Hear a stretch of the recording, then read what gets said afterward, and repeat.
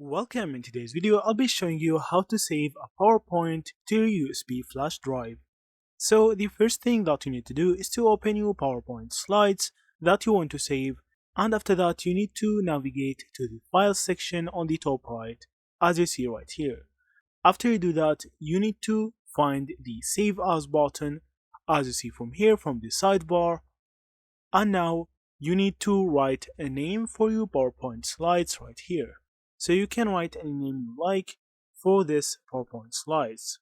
After that, you need to hit on browse button, and now you need to navigate to this PC, and then you need to choose your USB drive.